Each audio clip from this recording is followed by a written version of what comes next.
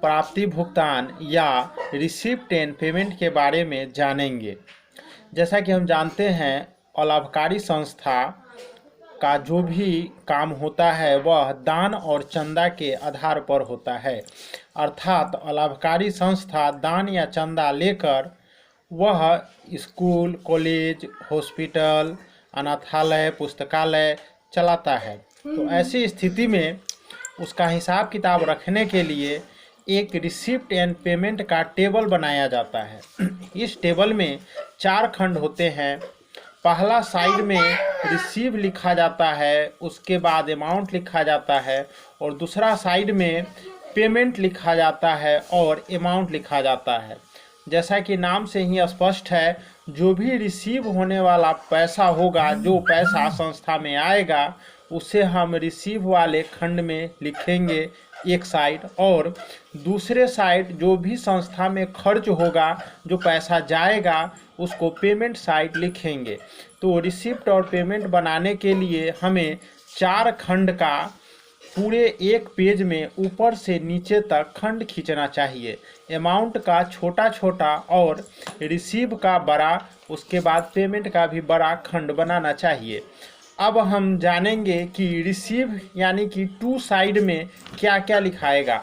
सबसे पहले cash in hand 2 में लिखेंगे, कैश एट बैंक 2 में लिखेंगे, सब्सक्रिप्शन 2 में लिखेंगे, जनरल डोनेशन 2 में लिखेंगे, इंट्रांस फी 2 में लिखेंगे, सेल ऑफ न्यूज़पेपर 2 में लिखेंगे, sale of old spot material 2 में लिखेंगे, प्रोसीड फ्रॉम चैरिटी शो 2 में लिखेंगे, प्रोसीड फ्रॉम लेक्चरर 2 में लिखेंगे, रिसीव फ्रॉम शो 2 में लिखेंगे, रेंट ऑफ हॉल 2 में लिखेंगे, इंटरेस्ट ऑन फिक्स डिपॉजिट 2 में लिखेंगे, उसके बाद इंटरेस्ट ऑन डिविडेंड 2 में लिखाएगा, इंटरेस्ट ऑन इन्वेस्टमेंट 2 में लिखाएगा, लॉकर रेंट 2 में लिखेंगे, सेल ऑफ स्क्रैप 2 में लिखेंगे, ग्रास इन एड गवर्नमेंट 2 में लिखेंगे, मिसलेनियस रिसीव 2 में लिखाएगा, स्पेसिफाइड डोनेशन 2 में लिखाएगा, लीकेजेस 2 में लिखाएगा, लाइफ मेंबरशिप फी 2 में लिखाएगा, सेल ऑफ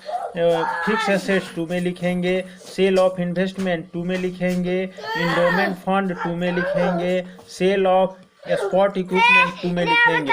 उसके बाद कुछ वह लेन देन जो खर्च होता है या संस्था से बाहर जाता है, उसको पेमेंट अर्थात बाई साइड में लिखेंगे। जैसे बैंक ओवरड्राफ्ट बाई में सैलरी एंड वेजेज, बाई में रेंट एंड रेक्स, बाई में इंश्योरेंस, बाई में ऑडिट फी, बाई में प्रिंटिंग एंड स्टेशनरी, बाई में होनोरेरियम, बाई में पोस्टेज एंड कैरियर, बाई में एडवर्टाइजमेंट, बाई में टेलीफोन। ये सब खर्च है, इसलिए बाई पेमेंट साइड लिख रहे हैं।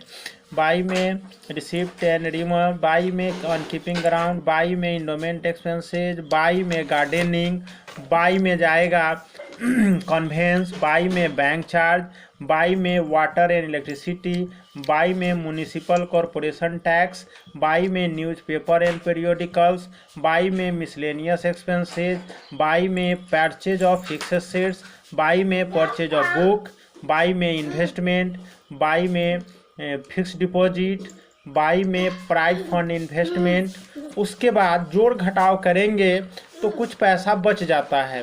तो बच जाता है तो जोड़ घटाव करने के बाद वैसे पैसे को हम बाई बैलेंस सीडी या कैश इन हैंड या कैश इन बैंक जोड़ घटाव करके जो पैसा आएगा उसका हम मिलान कर देंगे। और इसी रिसिप्ट एंड पेमेंट को देखकर फिर बाद में इनकम एक्सपेंडिचर बनाया जाता है। अर्थात हम यहाँ सब ये समझे हैं कि जो रिसिप्ट एंड पेमेंट का टेबल है उसमें जो पैसा आ रहा है उसको हम रिसीव साइड लिखे हैं, यानी कि 2 पहला साइड, और जो पैसा जा रहा है उसको हम बाई अर्थात दूसरे साइड भरे हैं, और जोड़ घटाव करके जो पैसा बचा है उसे हम बैलेंस सीडी नाम से लिख दिए हैं। ओके।